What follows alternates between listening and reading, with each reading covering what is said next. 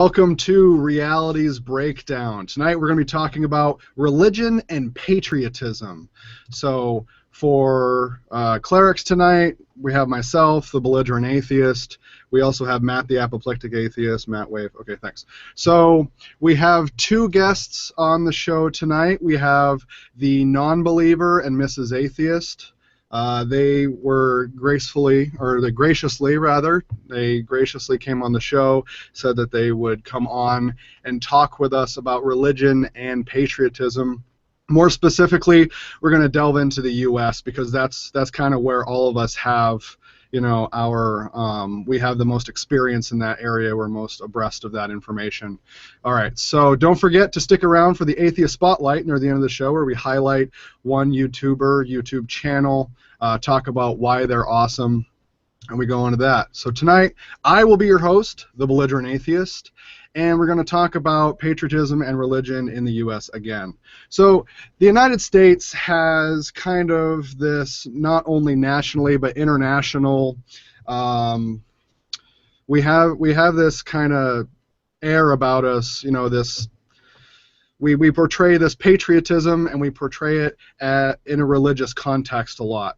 Now, where we're going to be speaking from also, just to dive a little deeper, I'm an Army veteran, a U.S. Army veteran, and non-believer is a veteran as well, so we're going to be talking from our experience in that. But the religiosity of the United States goes really deep. We're not a Christian-founded nation, yet many people will continue to claim that we are a Christian society. They're some of the largest group in the United States, and they're ones that will step forward, some of the loudest individuals that we have, and they'll continue to claim that we are a religious nation, and we're just not. We're a secular nation that has religious individuals, and this bleeds over into every aspect of our life, including this patriotism, which is extremely offensive to me, and actually I find it pretty disgusting that they would taint all of the aspects of our society with this religiosity. So anytime there's any type of patriotism in the news from politicians, from any of from your news websites, your journalists, anytime there's that patriotic ideology that in order to be a patriot you have to be religious, and if you're religious you're obviously a true fucking patriot because you want to stand up there and you want to defend the troops, and that's exactly what Jesus and God would do. And it is just disgusting to me that this gets painted together, because what that does, it not only singles all of us out, all of us foxhole atheists, it's demeaning to us, it's condescending, and it demeans the entire idea of patriotism as a whole, which, being a United States patriot, is standing with the nation, not standing with the government, not standing with one person or another, not standing with colonel or general or admiral or so-and-so. It's standing with the United States as a nation and standing together to move forward and progress as a society, not to move forward and progress as a religious society, as a theocracy, as an oligarchy. It's to stand as a nation and to move forward together and to accomplish all of our progressive ideas and to keep the country moving forward secularly, without any particular focus on any one religion over another, on any ideology on another, or any type of status over another status. We are to work together as a country and as a nation and work together to accomplish those goals. And all of those people are just, they're all the people that would continue to say that we are that we are a religious nation, and that patriotism is religious, and that being religious is patriotism, is a clear inclusion of church and state, and it's completely disgusting to me. So the first point that I really wanted to get to, besides my diatribe, my monologue preface, is why is religion so patriotic? Well, we know in the early 1950s that we started to put "In God We Trust" on our money, and we started to really try to move the country forward as a religious nation, and that was done by some of the bigger players in the United States. But we started to move that way. We started to make ourselves more conservative. Coming off of World War II, we experienced all that tragedy. This is the nation that grew up during the time of World War II. We were trying to pull ourselves forward And what we wanted to instill, quote unquote, family values. For those that can't see, I'm making the little quotation marks there. We wanted to instill those family values. We wanted to bring a conservative nature to the United States. And what we did with that was we perverted the idea of conservatism, making it religious. And we started to bring religion back into the forefront of society as a measure to continue to oppress those that would actually stand up and make the country better, in my opinion. And we use that to kind of just proliferate religion through society and make that a permeating feature. And when they did that, it was easier to control people. Well, under the guise and rules of religion, it's easier to control individuals. We've said that a few times on the show. But when you have this fear of this ethereal sky daddy and his little minion down in hell, and you have those ideas in your head of eternal damnation when you don't follow what I say, it's a lot easier to control everybody. So why is religion so patriotic? Well, in plain words, to me, it's not. It's not patriotic at all. I already talked about what my definition of patriotism is, and I'm not sure if any of our guests or Matt has anything that they want to talk about their definition of patriotism.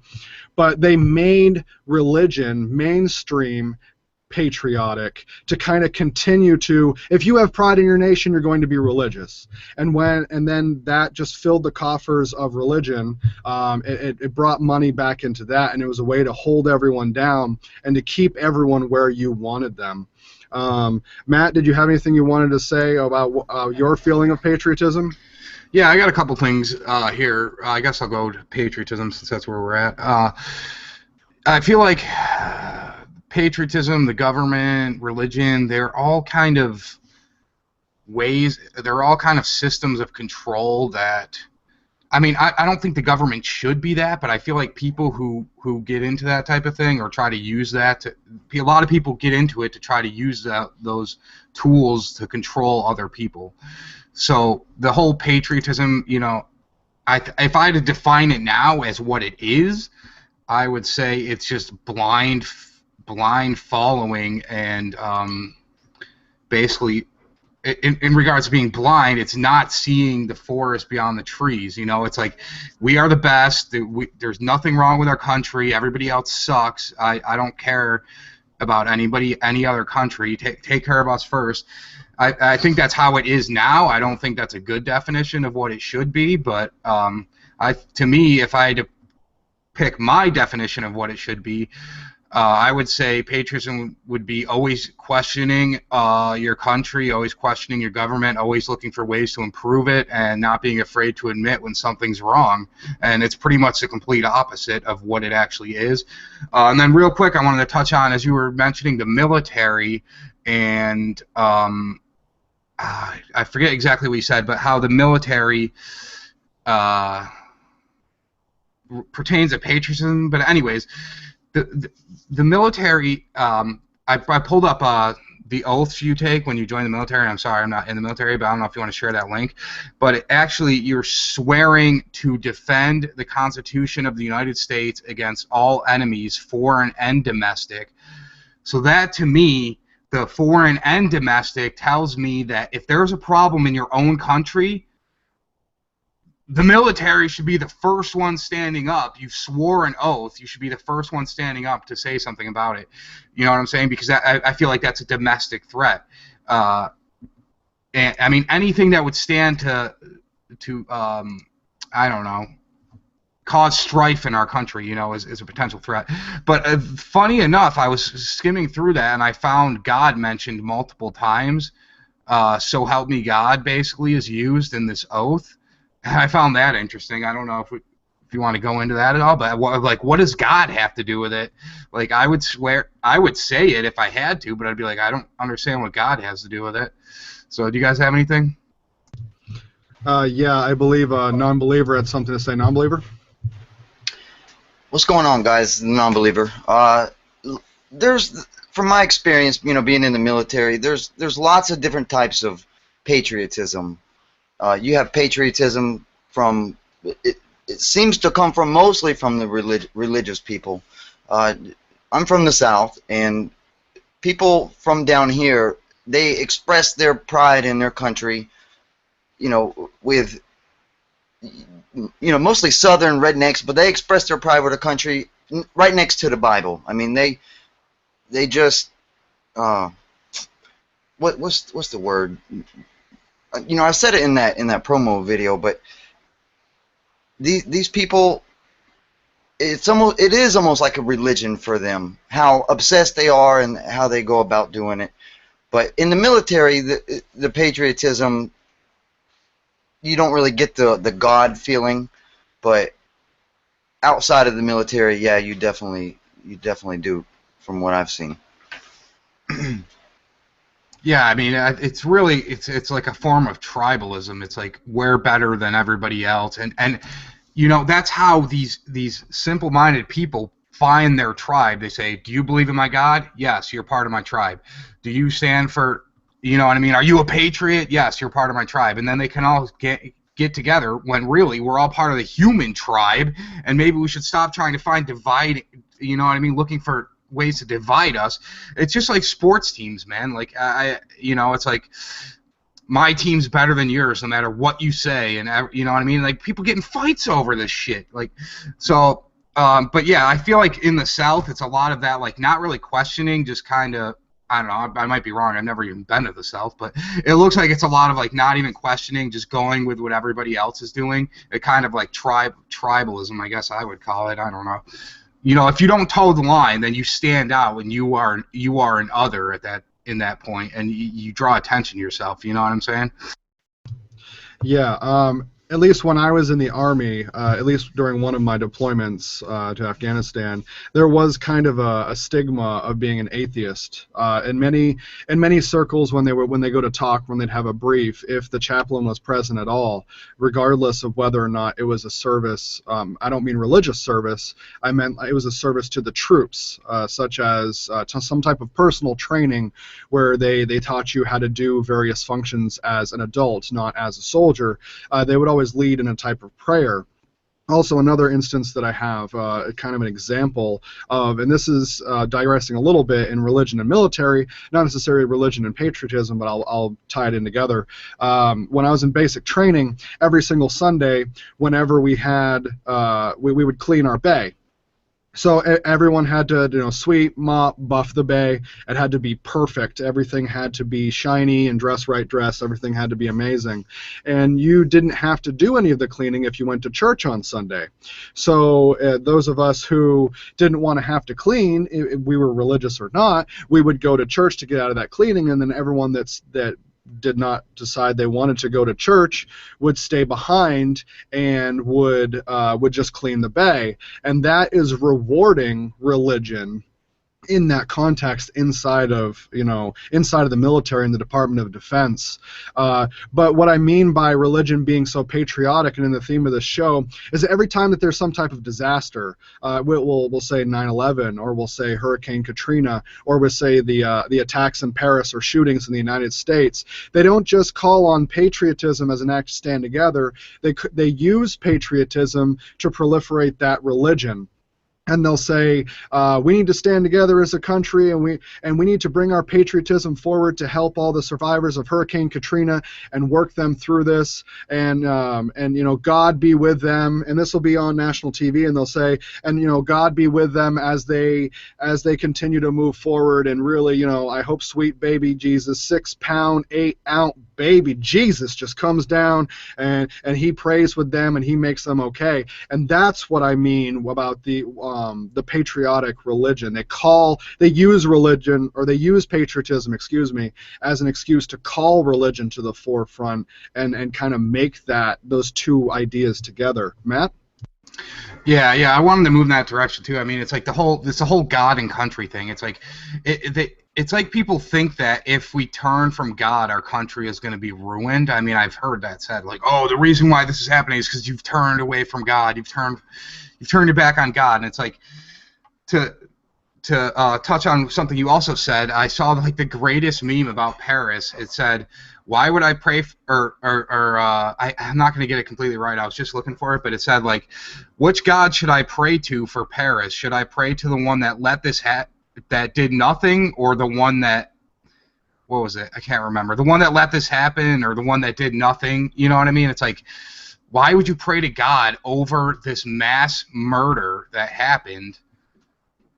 But it equates to our country too. It's like people want to pray to God over bad things. The God you're praying to let this happen, and like, you know what I mean? Where was he? Like, what's he gonna do now? Is he gonna rewind it? What's gonna happen? So they give God the credit for all the good things, but when God doesn't do anything to make the bad thing better or stop it, then it's somebody else's fault. You know what I mean? I don't know.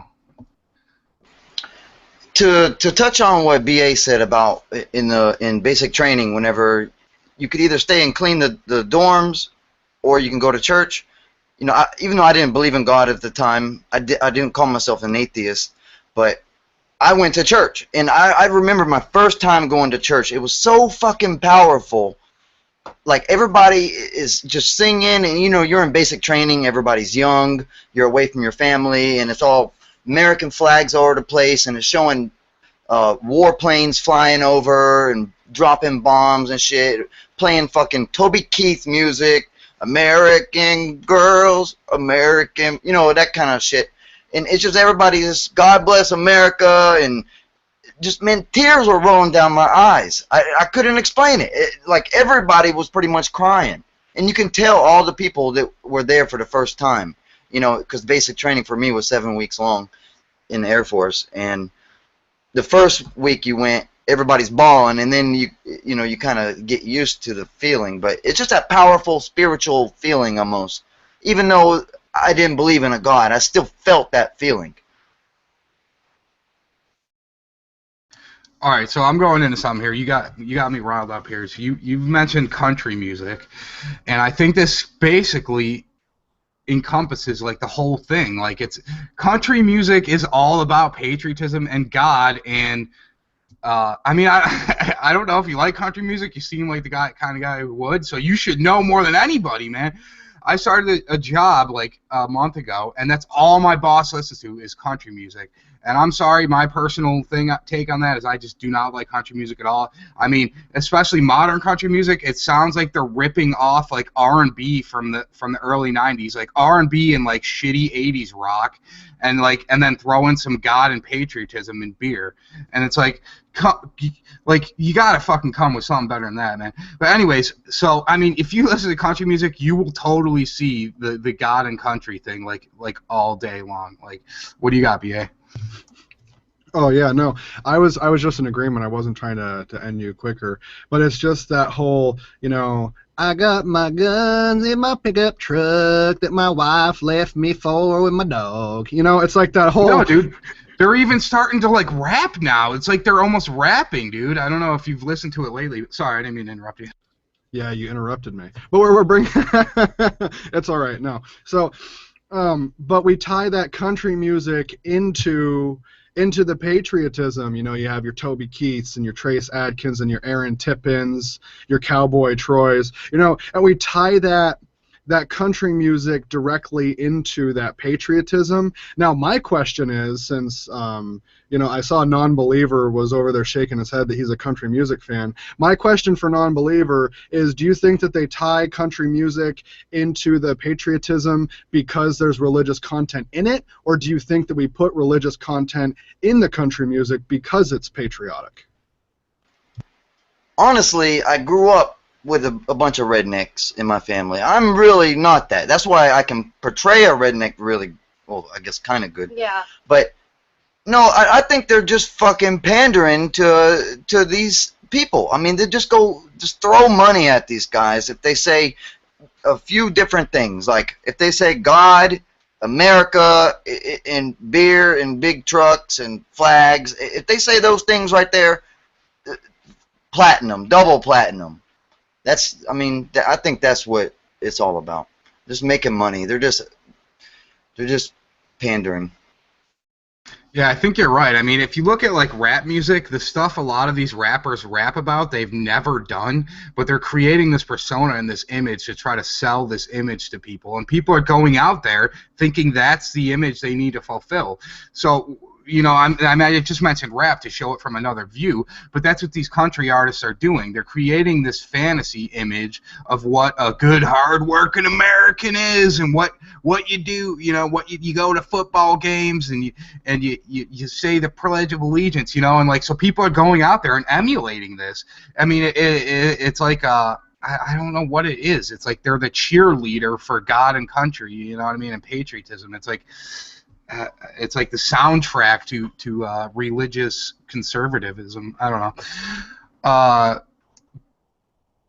Yeah, I don't know where the hell we're going with that, but you got anything, BA? I always got something, man. That's what I do. So I'm going to read something from Moose Gal, since she's in the chat. I'm glad to see her back here. Bernie Sanders mocks those Republican family values in the campaign trail. Woot. Yes, exactly. So we got Bernie in there mocking some of those Republican family values that are associated with that. That's another good point. So it's the people that are proliferating a lot of this information and bringing it forward and kind of not even juxtaposing, including all of these values side by side and using them on the same plate for the same meal. A lot of those conservatives that's exactly what they're doing.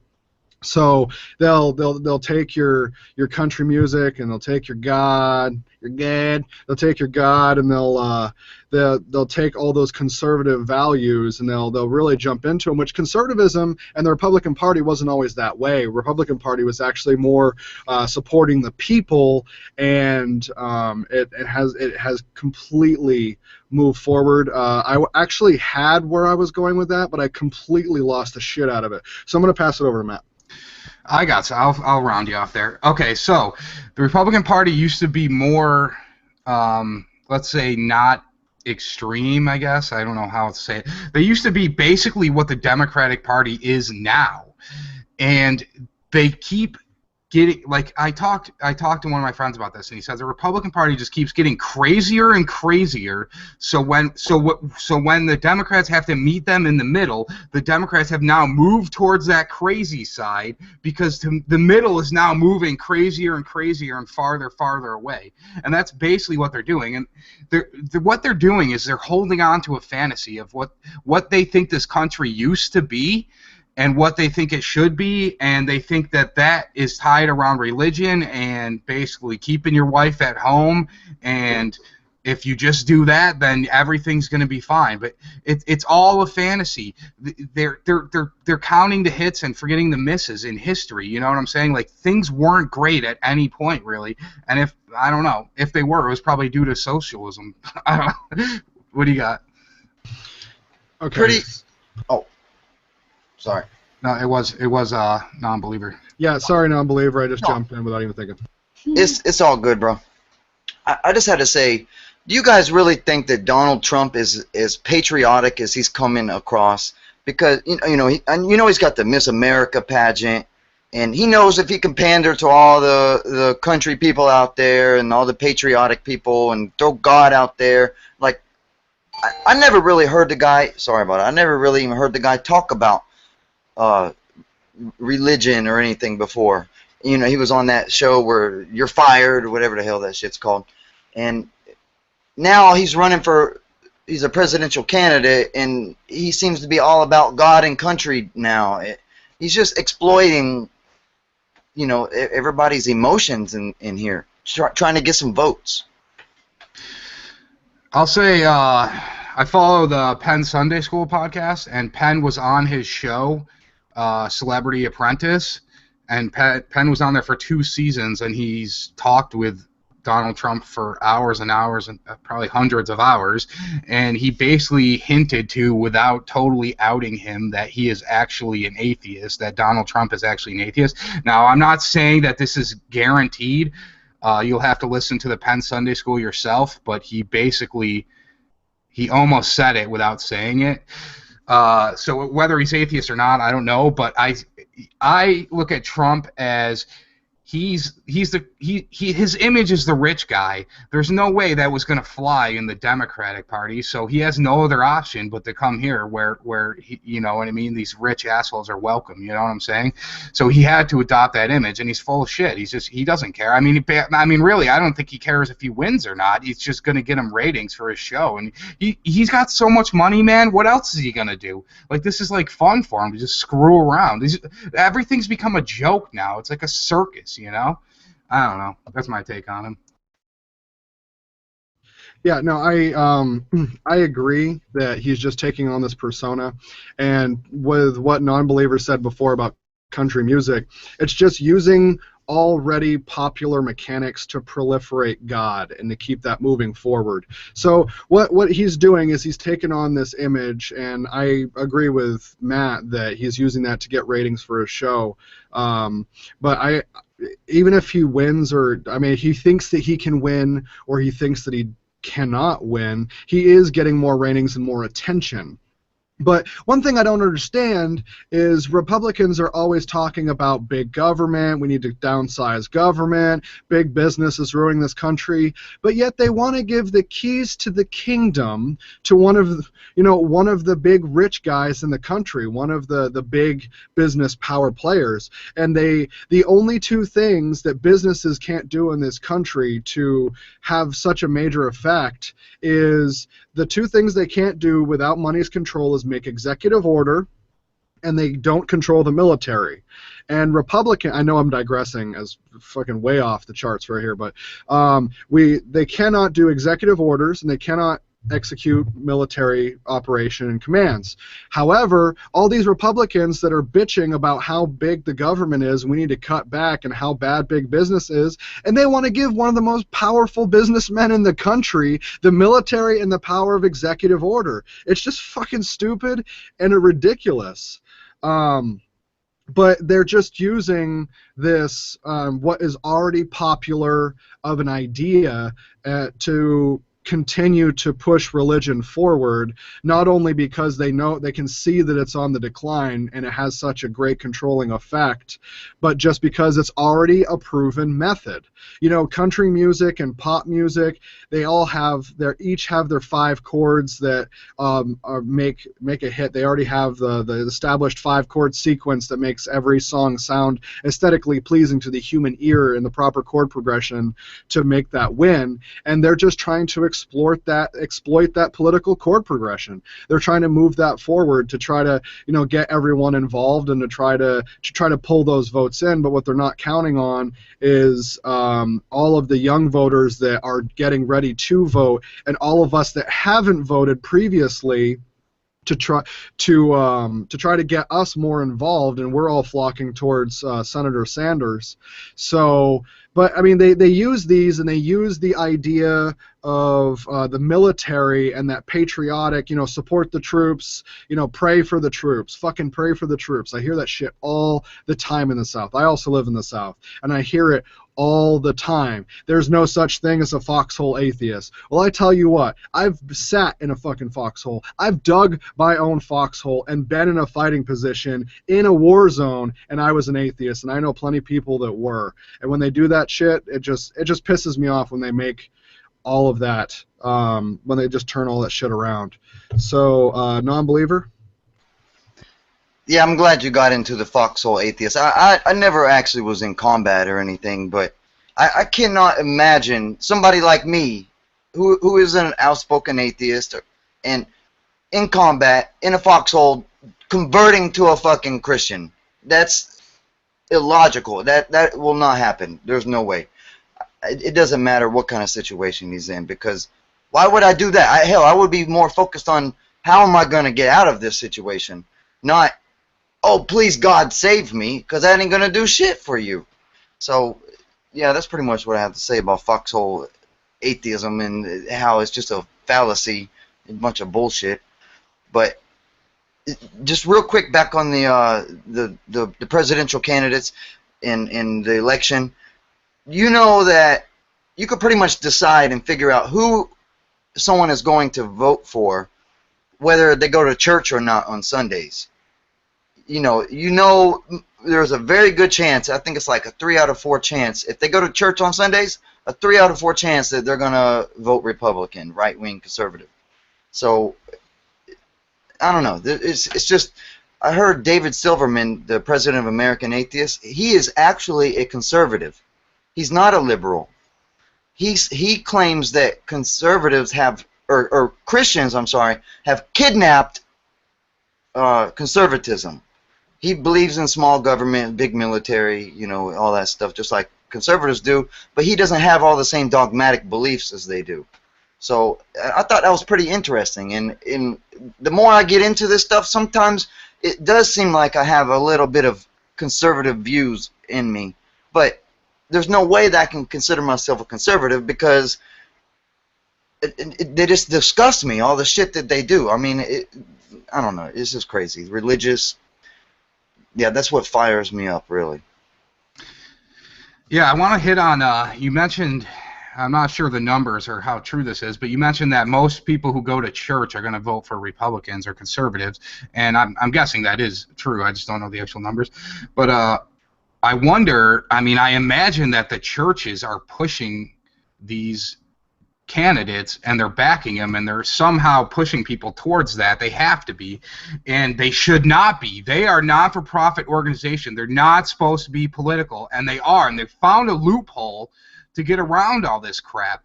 As long as you're a candidate and you make yourself overtly Christian, overtly religious and out and religious, then the churches are going to support you. It's a freaking loophole, man. And churches need to be charged as a for-profit business. That's what they are. And then everything's fine. If you want to support a candidate, if you want to have a political opinion, that's perfectly fine. You're now no longer a non-for-profit. That's the way it should be. This is ridiculous. They have this loophole.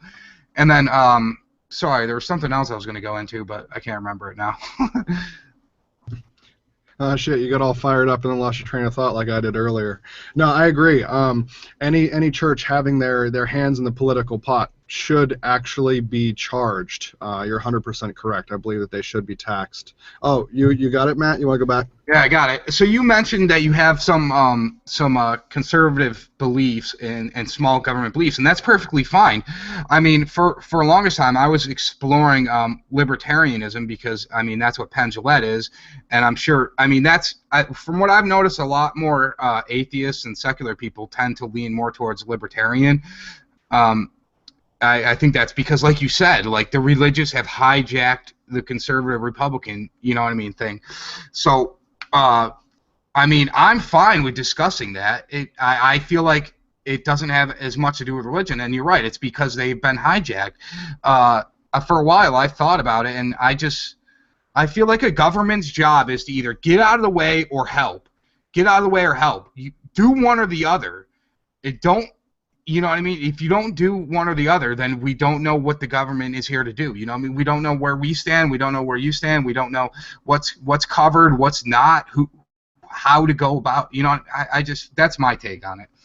What do you got, B.A.?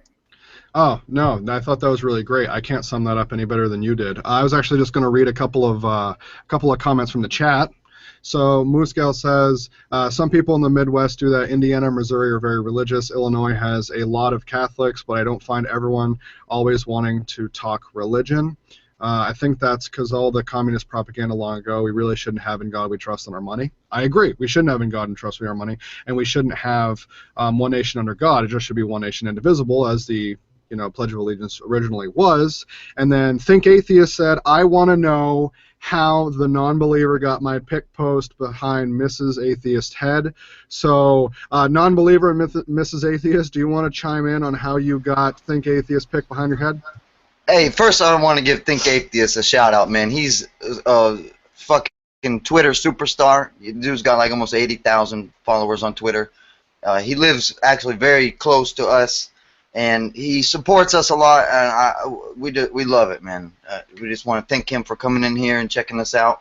But this is a little minion back here, so I guess he's calling himself a minion. That's pretty funny. This is me over here. I don't know if you can see it. You can see a little bit of it, the Incredible Hulk. My son drew that for me. He said, that's you, Daddy. Oh, that's cute. And then Moose Gal comes back and says, "I don't get how the military can be so religious because of what we do because of what they do for a living." That just goes back to I don't know. I'm gonna be honest. I just don't fucking know at that point. But I think it is time for us to move on to our next segment. We are going to move on to our current event that I will talk about. So let me get that shared up right here from the Heretic Cleric News Desk. Tonight, we are going to be talking about, surprise, Middle Eastern religion. Okay, so Egypt's top Muslim cleric says terrorism uses religion as front. Sheikh Ahmed al-Tayyib said this violence had no link to authentic Islam. He goes on to condemn the actions of ISIS in the Paris attacks, the Mali hotel attack, goes on to condemn ISIS as fringe, and it is rather an intellectual and psychological disease that use religion as a front. So these people are just psychotic, and there is no link to authentic Islam, that these do not support authentic Islam values. Now, I would like to say that there are a lot of progressives in religion, and not every religious individual wants to go out and, well, let me pull this down here. Not every religious person wants to go out and start blowing up buildings and stabbing and shooting people. Granted, however, when you look at the tenets of the religion at hand, and you say there's no link to authentic Islam or no link to authentic Christianity, you're kind of you're painting with a broad brush that has no paint on it. Because you look at those books, you look at those texts, and you look at the tenets that are directly involved in those texts, and you can see how violent they are. Let's just look at the Quran, for instance, and Islam. And we see that kill all infidels that do not that are not Muslim. Anyone who's not a Muslim, anyone who is not a follower of Muhammad, and I'm not going to say that other shit. And then anyone who's not a follower of Muhammad and Islam and is not a Muslim, therefore is a infidel, and kill them all. And then you go back to the other side of the coin and Christianity that talks about non-believers and how they're going to go to hell and burn for all eternity. But if they don't follow our religious rules while we're here, we're going to stone them, we are going to hang them, we are going to drown them, we are going to decapitate them, and the list goes on and on and on. And before I go on this entirely long monologue and I just diatribe the shit out of this argument, I'm going to actually confer over to the non-believer. Okay, I have actually got a shitload of stuff to say about this Sheikh Aqib Talib who plays for cornerback for whatever, who the fuck he is. Anyways, listen. This motherfucker is feeding these people some bullshit. Like, seriously, what is ISIS doing that the Prophet Muhammad is not doing? Or wouldn't condone? What are they doing? Nothing. That is exactly how the warlord Muhammad chose to live his life. And that's how he told his followers and believers to live their lives. Listen, I mean, this guy is just completely talking out of his ass. This is insane.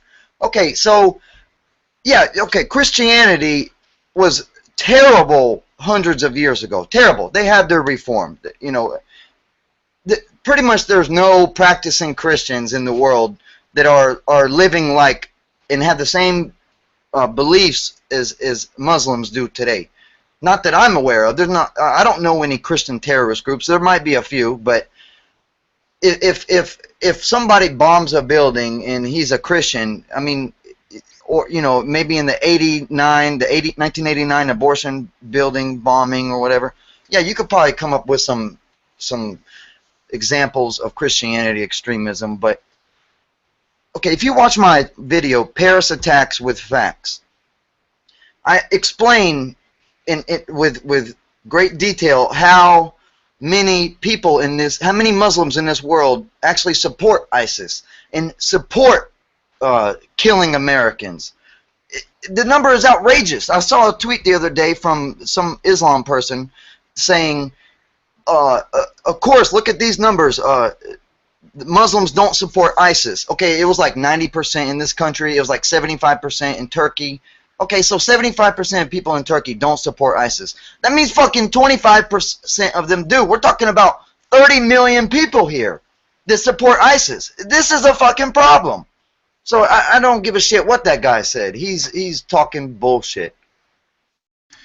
Here's what I'm going to say. I don't disagree with you, but I'll start by saying he's a politician. He's trying to cover his ass on multiple fronts. First of all, he's siding with, you know what I mean? He's siding with the dominant religion in his area. He's saying, yes, I'm a Muslim, we are Muslims, they are somebody else. But he's also pandering to us and saying, oh no, I'm on your side too, and they're not the real Muslims. He's just doing what politicians do. But what we need, the problem here is, you're absolutely right. Like, this religion is violent, as almost all religions are. And if I could hit a switch and get rid of all religions, I would right now. But our only way to move in that direction is to support people like this, the moderates, because the only way things are going to change in this book is if the good people outlive the bad people, and the good people get together and change this book. So if it's never going to be, they're not going to drop their religion ever. So we need to get rid of the bad and keep the good and move towards something that's more good. You know, there's no other way to do it. You know, I don't know. What do you got, BA? No, I just wanted to say thank you for expanding that point forward, and I'm going to read something from Think Atheist that completely goes back to what we were saying and supports all of it. So Think Atheist says, the Quran contains at least 109 verses that call Muslims to war with non-believers for the sake of Islamic rule. So all of us are actually in the war against Islam. And Muslims right now. I mean, that's according to that statement, but they specifically said non-believers. That's what the Think Atheist said. So, non-believer, it looks like out of all of us, you're the one they're at the most war with. Yeah. They're warring with you the most. What do you have to say about that? Well, when they say non-believers, they mean anybody who doesn't believe in Islam, not just atheists. It's called kafir or something, Yeah, not just atheists. It's everybody else.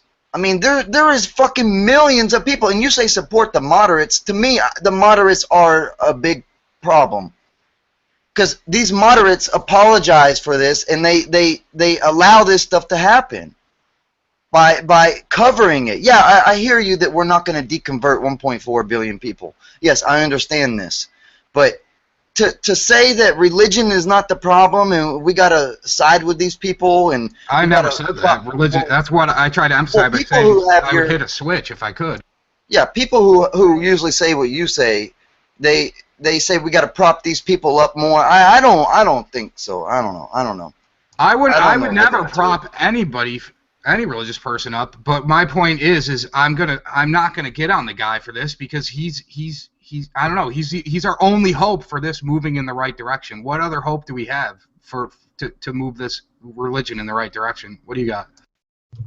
Okay, so no one was saying about propping up moderates and supporting them. He's just saying that that the sheikh, the top Muslim cleric for Egypt, and playing both sides of the fence, so that he's talking on his ass to one side and talking on his ass to the other, and then that Islam is violent and will probably one day go under some form of reform, just like Christianity did. But I mean, both of you are right in that the ideology is the problem. Like the people, whether or not they have some type of psychosis, whether or not they have some type of psychosis that continues them down that rabbit hole to do violent things, the religion is the catalyst that gets them there. So the fact that religion is pushing it forward, that they have that religion to grab onto, is the biggest problem. Now, from what I've seen, you can turn any moderate Muslim, as they claim themselves to be today, into a violent Muslim just by speaking out against Islam. So in my experience that just from people I've talked to, which is very minimal given my limited human experience, but every single moderate Muslim I have come across just talking about Muhammad and not putting quote-unquote praise be unto him after, or showing a picture from Charlie Hebdo of Muhammad or anything of that nature, it sends them directly into violence. So when we're talking about moderate Muslims, in my experience, I have not encountered a moderate Muslim. There are Muslims that are acting progressive and they're acting quieter, and as soon as they meet any type of confrontation from an infidel, that's when they want to go into war mode. I believe, non-believer, you have something you want to say? Okay, Majid Nawaz just recently collaborated with Sam Harris in a book, Islam in the Future of Tolerance, and I haven't actually got a chance to read it yet. I mean, I plan on getting it very soon. But, okay, look, moderates, okay, the problem is not necessarily the poor people in Afghanistan who turn to extremists, or it's not the uneducated who turn necessarily to extremists, because if you look at the 19 hijackers, every one of them had a master's or a PhD. These were people living in America. They got trained over here, and they flew planes into buildings and killed almost 3,000 people. So to me, the moderates are just like a disguise, because they do hold these dogmatic 6th, 7th century beliefs. Yeah. Okay. So this is a pretty good discussion. So let's look at ISIL or ISIS. It's the same thing as a religious patriotism here, but it's over there. Their name is even Islamic State of the Iraq and Levant, or whatever the hell it is in Syria. That is a clear patriot. They want that country. They want to be patriots. So that's how they're getting people in. I just wanted to point that out. But also I want to say is, so let's discuss, what would the ideal Muslim do in your eyes right now? What do you want to see Muslims do? Because I can't picture a way. I'm just interested. Just real quick. I'm sorry. I know BA wanted to talk, but okay. What they need to do is I heard a lot about what that book that is mentioned is about. Islam needs a reform, but it's hard to, because the Quran is the perfect word of God. Now, it was directly told to the Prophet Muhammad by the Archangel Gabriel. He memorized it over 23 years, and then he spread the word to everybody, and they wrote the book, word for word. Okay, Christianity is not that way. It was inspired through apostates, or the 12 disciples, the writers of the Bible, or, whatever. My brain's kind of fried right now. But, okay, so Islam, their leaders, their sheiks, there's another word for sheiks, imams, yeah, all of them, they've got to get together and reinterpret some stuff in the Quran. Oh, they could just say that, oh, that's not really what it means. It means this. They got to take away these terrible ideas. They got to strip those away and quit giving power to those words, because people are taking those and they're just running with it. Yeah, so I think what non-believers are saying is that they have to go through the same type of reform that Christianity has gone through, and say that all of those scriptures and verses are more symbolic rather than literal, and then to try to reinterpret that book into today's society, much like Catholicism has done, and much like the rest and other denominations of Christianity separate from Catholicism, what they have done as well. So for me, because you asked the question to all of us, Now, non-believer was talking about apostles that spread the word of God and continue to write those stories, 40, 50, 60 years after the supposed death of Jesus Christ. But what I would need for every Muslim to do in order for me to be happy is to become an apostate. So they need to deconvert. I mean, just like Christians are doing all over the world, just like Buddhists and Taoists are doing, slowly becoming secular humanist, atheist. That would make me happy. In my ideal scenario, I want everyone to be secular. That's the only thing that's really going to make me happy. But I guess in the interim, what would be a good compromise is to go through that religious reform and completely re-symbolize the entire book, re-fucking write it. I don't care. Well, you could go through and you could retranslate the entire fucking book into 18 different dialects and have it say some different shit. That you can do that as all fucking day, just like they did with Christianity, where they reinterpreted that thing generation after generation after generation, and they made it this entirely different book that's nearly indistinguishable from the original version. You can do that with the Quran. I don't give a shit what you do. Just move forward to a point where you're not oppressing other people using that book, and you're not using that book as a justification to start fucking murdering other people. That would make me happy for the interim until we're all secular. Matt? I agree. I mean, I hope everybody becomes to secularism. But anyways, my point is who do you think is going to call for a reform of this book? The guy who's distancing himself from murder and terrorism, or the guy who's carrying out murder and terrorism? What I'm saying is the only chance we have are the people who are clearly trying to distance themselves from it, whether they're fucking lying or not. At least they're out there. They're out there perpetuating that idea, is that the terrorists are bad. I mean, I don't know who else we have to help us with this problem. So that's all I got on that, really. Okay, I understand where you're coming from. You're talking about this politician. You're saying he's distancing himself from terrorism.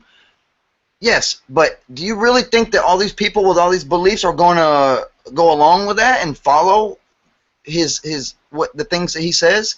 I really don't think so. I don't think so, but I mean, they have to over time. It's going to shift. I mean, it's just like every other religion. It's going to slowly change over time, and it starts with one guy saying something. And if we get on his fucking case every time somebody says, no, you don't really mean that. Your religion's evil. You don't mean that. You're going to become. I don't know. You know what I'm saying? We have to reinforce the good while distancing and condemning the bad. I don't know. That's the only way I really see it working. I don't know. So you're saying that this is becoming the no true Scotsman argument, where we're saying that they're not Muslim if they're not violent, and distancing themselves from that. Yeah, I mean, I'm trying. You're absolutely right. The no true Scotsman fallacy, and I'm looking at it from my point of view too. What if atheists went out there and started murdering people in the name of atheism? How would I combat that? The only way I can combat that is the way I'm doing now, is speaking out. And if somebody's going to get on my fucking case for speaking out, I don't know what else I could do. What do you got? No, I mean, first of all, that would never happen. Somebody murdering for atheism, out of atheism. That to me, just sounds ridiculous. No, I'm not saying anybody ever would. I'm using it as a thought exercise. What if somebody... You know what I mean? I'm kind of putting myself in this guy's shoes. I'm just... That Scotsman thing, could y'all explain that? Because I'm not familiar with it. Yeah, it's called no true Scotsman fallacy. Basically, it's that... I'm sure it goes back to more... I don't know the actual history of it, but it's basically when a religious person wants to distance himself from something, he says, "Oh, well, that other person isn't part of my religion." So, like, that's why there's so many different sects of Christianity. So, like, for Christianity, if they don't like the KKK, they'll say, "Oh, well, they're not a true Christian. They're not a true Christian. They're not following the same God as me," basically. And it's just a cop out, but I got you. The no true Scotsman is an informal fallacy, an ad hoc attempt to retain an unreasoned assertion. So when faced with a counterexample to a universal claim, rather than denying the counterexample or rejecting the original claim, this fallacy modifies the subject of the assertion to exclude the specific case or others like it using rhetoric, without any reference to any specific objective rule. So basically, no Scotsman puts sugar on his porridge, but my Uncle Angus likes sugar with his porridge. Yes, but no true Scotsman puts sugar on his porridge. So you can be a Scotsman all day, but you're not a true Scotsman unless you put sugar on your porridge. So in this case, this person might be a Muslim, but he's not a true Muslim because he's not out murdering people. And Matt is saying that we shouldn't necessarily support Islam, and we shouldn't support people that are doing violent things, but we shouldn't condemn a moderate that is distancing Islam from the terrorism, because if enough big important people continue to distance themselves and Islam from the violence, that over time it'll cause a paradigm shift in that religion to continue to push the violence away on the fringe. Now my point is, as far as you guys go, you're saying that no one would ever actually murder in the name of atheism. There was that guy that went to the black church, shot everyone up. He was an atheist, shot them up. I think it was a previous argument that had nothing to do with religion, but he went back into the church and shot all the people in the church up in the name, or not in the name of atheism, but because they were religious. My point is that there are psychos in every fucking group that are willing to do horrible things just because in their opinion, they are better than everyone else, and the way that they're doing things are better than everyone else. So I don't think that any one group or any one ideology or anyone is exempt from the idea of psychosis, because what they're saying is that the people that are psychotic are doing the killing, not the average person, which I do agree with. However, that religion is still used as a catalyst. So, non-believer? I'm just curious if Matt likes Sam Harris, if he like, or if he's against what Sam Harris has to say. Are you? I like him as far as him being an atheist. I don't know what you're referring to. I mean, I don't follow him a lot, so I don't know exactly what you're referring to. But basically, his entire message is part of the problem, and a big part of the problem is to deny that the religion is not the problem, or to say that the religion is not the problem. Kind of like that politician is coming out and saying. No, the religion is clearly the problem. It's the whole problem. Like I said, if I could hit a switch and end all religions right now, I would. But I have to put myself in somebody else's shoes, and I have to. The thing I kind of do is I play the devil's advocate a little bit, just so we can look at it from the other side. So we're not being like a fervent mob, and we're not frothing at the mouth like everybody else seems so ready to do, to attack the other guy. I think we could just take one little voice of reason and look at it. And what if the shoe was on the other foot and we were in this situation? That's all I'm saying is, you know what I mean? I would combat it the best way I could, and that would be doing this. It would be speaking out. That's all you really can do, and hope that things change over time, you know? So, I mean, as far as Sam Harris goes, I look up to him as an atheist and a prominent figure. That's a good answer. I agree, man. I hope it does change. I mean, it does make me angry when these guys do this. The guy is an asshole politician who's just he probably doesn't even mean it, and he probably would just go out. But I can't until he does. You got to judge people by what they actually do. You know what I mean? I'm not going to condemn him of anything if he didn't do anything. I don't know. It's just I don't know what else to say, but. Yeah, I think we're pretty much nearing the end of this rope here. At the end of this, we've pretty much tied it all together, and we're just doing circles. The chat is actually exploding over murdering over nothing. We got the Think Atheist. We have Travis R. We're in there, and Moose Gal. They're all talking about it. I'm not going to read everything because we'd be here for another half an hour talking about it.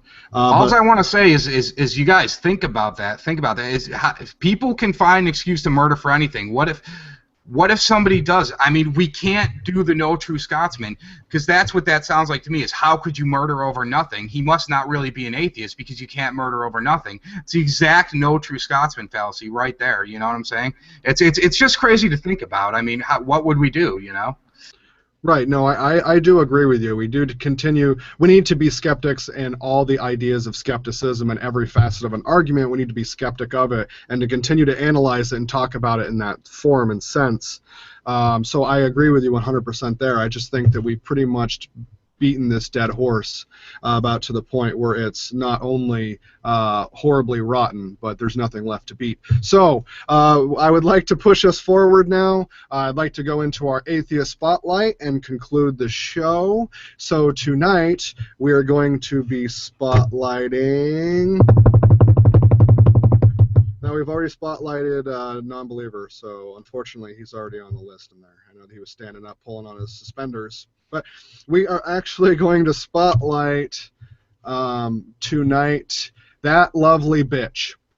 So That Lovely Bitch, she makes most of her videos are very small. They're snippets, very quick opinions.